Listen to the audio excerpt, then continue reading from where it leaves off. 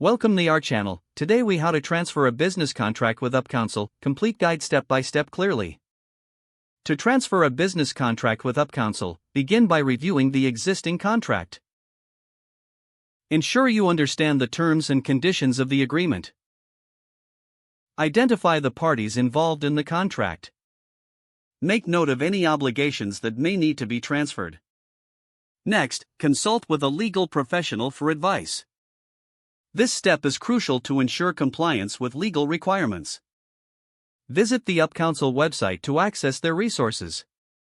Create an account if you haven't already. Once logged in, navigate to the contract section.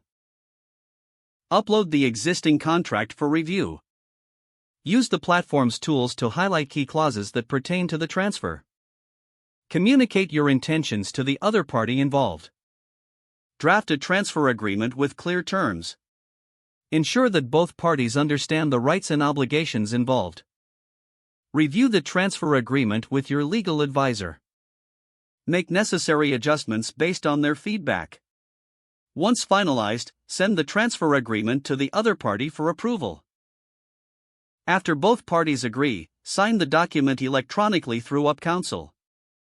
Retain a copy of the signed agreement for your records.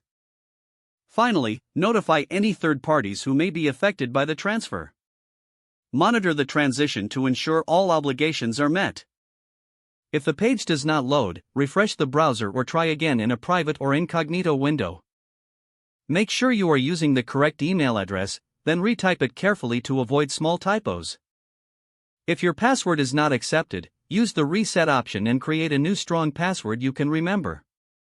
Check your spam folder for verification or security emails, then complete any requested confirmation steps. Enable two-factor authentication if available to improve account security and reduce unauthorized access risk. After signing in, review your profile details so your contact information and settings are accurate and current. If you see an error message, note it down and try again after restarting your device and internet connection.